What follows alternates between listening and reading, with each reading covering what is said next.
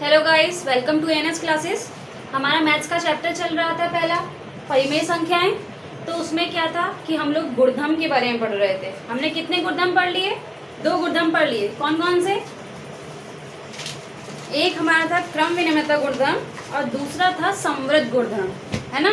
समवृद्ध पढ़ लिया, क्रम विनिमयता पढ़ ली, और अब हमें समझना है सहचारिता या साहचर्यता गुणधर्म। ठीक है, तो इसमें कौन से फॉर्मूले यूज होते हैं, किस हिसाब से इसे सॉल्व किया जाता है वो देखना है। जैसे कि a प्लस बी प्लस सी, मतलब कोई संख्या ले लो a b c, ठीक है। इसे हमें गुणधर्म में लगाना है, साहचर्यता गुणधर्म में। कैसे लगाएंगे? या तो ऐसे लगाएं और दूसरा हुआ ऐसा, a प्लस बी प्लस सी। क्या समझ में आया? समझ में ये आया कि हमने कोई संख्या ले ली a, यानी कि 1/2, ठीक है। प्लस का निशान लगाया। दूसरी संख्या ले ली 2/2 प्लस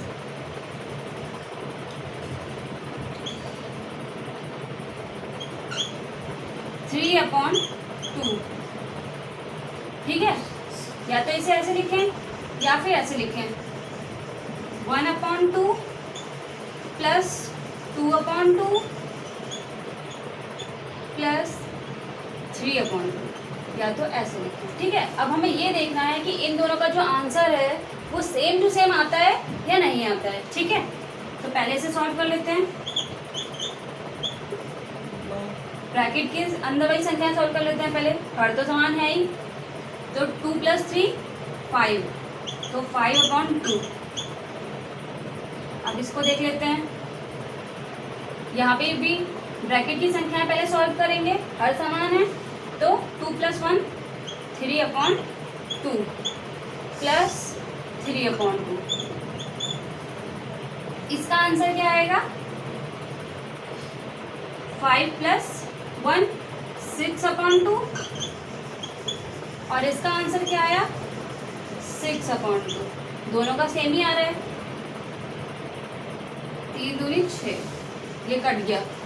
यानी कि ये जो गुणधर्म है, ये सॉल्यूशन हमने किया है, ये योग वाला जो है, ये योग संक्रिया साहचर्यता के गुणधर्म में लागू हो रही है। मतलब कि परिमेय संख्याओं को साहचर्यता का गुणधर्म में जब हमने प्लस किया तो दूसरी संख्या भी परिमेय संख्या ही आई, ठीक है।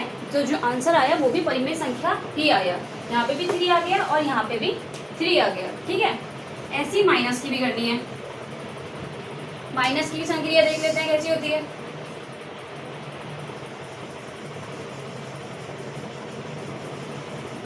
a b c कोई संख्या ले ली, इसको अपने फॉर्म में लगा लेते हैं। a minus b minus c, या फिर a माइनस b और c, ऐसे, ठीक। अब इसे सॉल्व करते हैं। पहले तो कोई संख्या ले लेते हैं। क्या ले लें?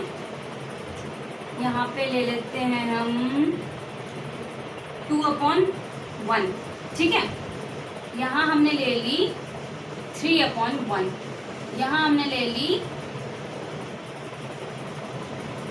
2/1, फिर यहाँ ले ली हमने 2/1 माइनस 3/1 और माइनस 2/1। समझ में आया? मतलब कि जो हमारी a थी वो 2/1 है, तो यहाँ पे भी हमने a में 2/1 लिया। यहाँ पे b हमारी 3/1 है, तो b में हमने 3/1 ले लिया।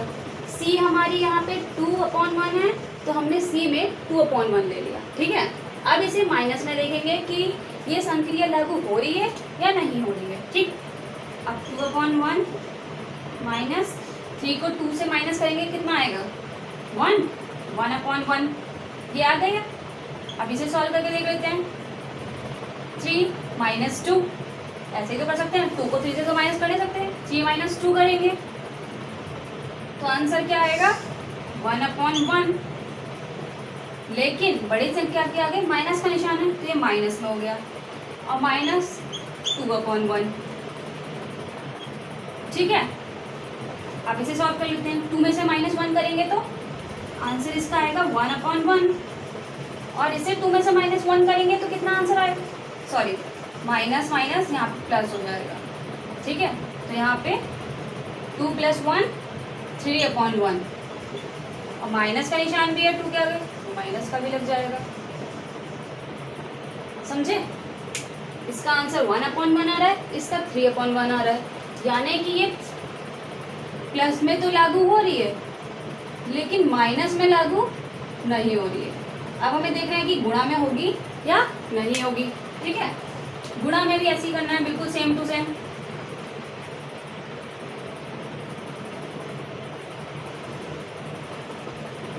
बस यहाँ पे निशान गुणा के लगा देने हैं।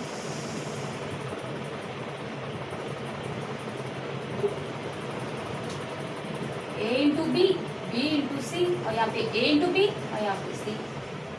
अब तो हम देख लेते हैं इसमें संख्याएं। ठीक है, ले लेते हैं कोई संख्या। A ले ली हमने 4/2, B ले ली हमने 3/2, और C ले ली हमने 5/2। ठीक है, यहाँ पे भी हमने A को ले लिया 4/2, B ले ली 3/2 और C ले ली 5/2। ठीक, अब इसे सॉल्व करेंगे। 4/2 इंटू, इसे सॉल्व कर लेते हैं। 5 3 15 और 2 दूनी 4।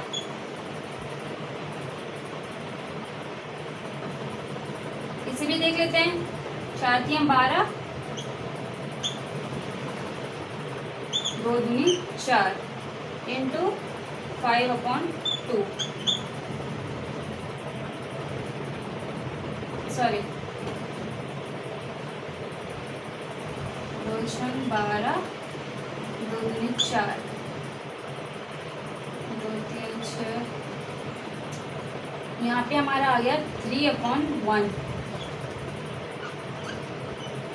इंटू 5/2।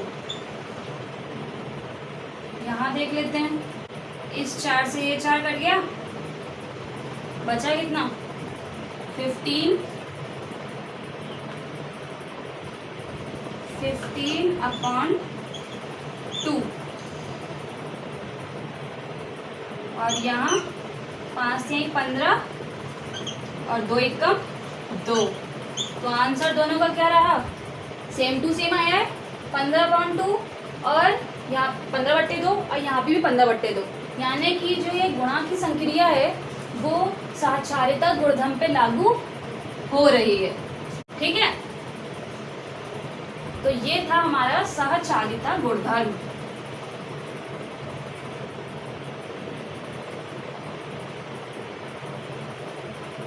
जब हम एक्सरसाइज में क्वेश्चन सॉल्व करेंगे तब उसमें एक गुणधर्म काम आएंगे। ठीक है, तो अब हम पढ़ेंगे नेक्स्ट वाली कौन सा गुणधर्म है। ठीक है, तो नेक्स्ट हमारा है 4th नंबर पे योज्य प्रतिलोम। योज्य प्रतिलोम क्या होता है?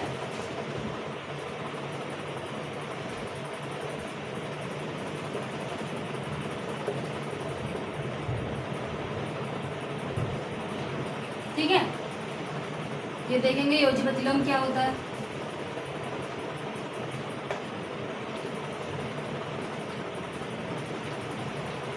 योज्य प्रतिलोम क्या होता है, किसी संख्या के, कोई हमारे पास संख्या है, उसके विपरीत चिन्ह वाली संख्या, वो होगी उसकी योज्य प्रतिलोम। जैसे कि मान लो हमारे पास कोई संख्या है माइनस में, -1/3, तो इसको हम योज्य प्रतिलोम में कैसे लिखेंगे? हम इसे लिखेंगे +1/3। ठीक है, अब जो प्लस की संख्या होती है उसमें प्लस लगाना जरूरी तो होता नहीं है, वो अगर अंदर है तो उसे लगाना ही लगाना है, और अगर वो बाहर से है जैसे कि ऐसे करके ऐसे है, तो ये यहाँ लगाना तो ज़रूरी है, लेकिन पहले अगर आ जाती है प्लस की संख्या तो उसे लगाना ज़रूरी नहीं है। जब कोई कोई संख्या के आगे निशान नहीं होता है तो उसे प्लस का ही माना जाता है। तो इसलिए ये जो हमारी संख्या हो गई इसका योज्य प्रतिलोम हो गया +1/3। अगर हमारी कोई संख्या है +2/4 तो इसका योज्य प्रतिलोम क्या हो जाएगा -2/4।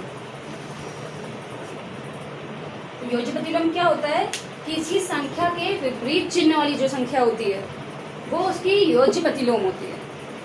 इसमें इतना ही है, माइनस प्लस गुणा सॉरी माइनस प्लस ऐसा ही चलता है, ठीक है। अगर वो गुणा में है तो भाग में हो जाएगी, भाग में है तो गुणा में हो जाएगी, उसके विपरीत चिन्ह में हो जाएगी। तो ये होता है हमारा योज्य प्रतिलोम, ठीक है। अब हम देख लेते हैं नेक्स्ट 5th नंबर पे हमारा आता है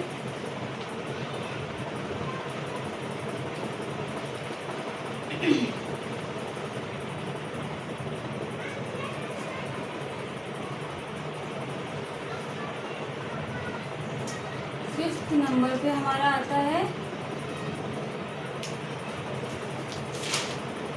व्युत्क्रम। व्युत्क्रम आता है। व्युत्क्रम क्या होता है, व्युत्क्रम यानी कि उल्टा।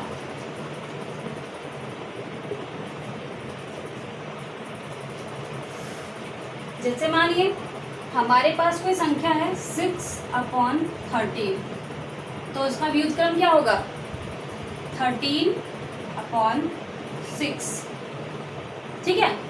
अगर कोई संख्या है 2/4 तो उसका व्युत्क्रम क्या होगा 4/2।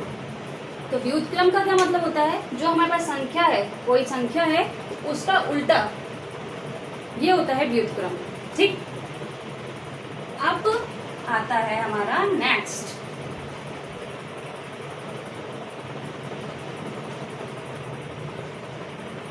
ये सारे गुणधर्म जब हम क्वेश्चन सॉल्व करेंगे ना तब कम आएंगे, इसी से ध्यान से देखते जाइए और समझते जाइए।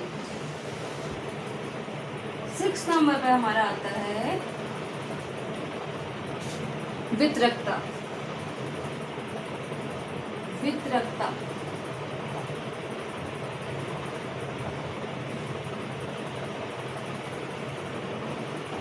अब आप कहेंगे वितरकता का क्या मतलब होता है। वितरकता का मतलब होता है किसी इक्वेशन में, कोई इक्वेशन चल रही है हमारी, उसमें कॉमन संख्याओं को एक साथ ले लेना। जैसे मान लीजिए हमारे पास कोई इक्वेशन है 2/5, ठीक, प्लस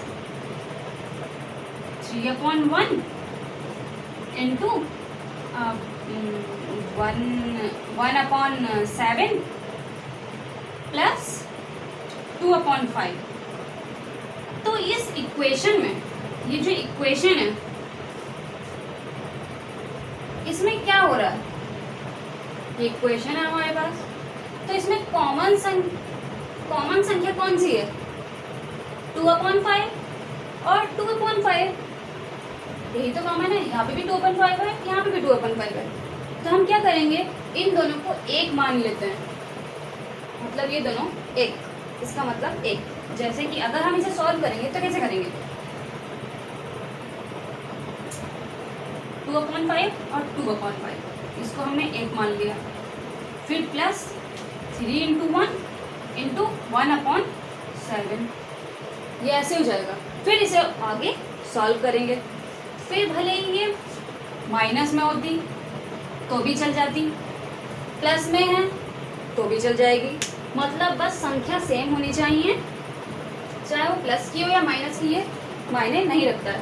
तो वितरकता का नियम हमें ये कहता है कि जो कॉमन संख्या है उसे एक मान लो और फिर आगे के इक्वेशन सॉल्व करते जाओ। जहाँ पे ऐसा हो गया तो वहाँ पे लग रहा है वितरकता का गुणधर्म, वितरकता का नियम, ठीक है। फिर इसे आगे सॉल्व कर लो, चाहे कोई सी भी हो, इसमें माइनस भी हो सकता है, इसकी इक्वेशन में यहाँ पे माइनस हो सकता है, यहाँ पे प्लस हो सकता है, या यहाँ पे प्लस हो सकता है, यहाँ पे माइनस हो सकता है, कुछ भी हो सकता है, ठीक है। तो ये होता है वितरकता का नियम।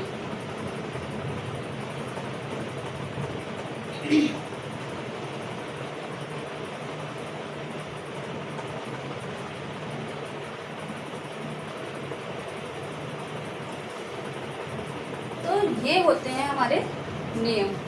इन नियमों के हिसाब से हम जो हमारी आगे की एक्सरसाइज आएगी उसे हम सॉल्व करेंगे, ठीक है। तो इन नियमों को आप पढ़िए, समझिए और खुद से सॉल्व करने की कोशिश कीजिए। उसके बाद हम नेक्स्ट क्लास में इसको एक्सरसाइज को इन नियमों के हिसाब से सॉल्व करेंगे।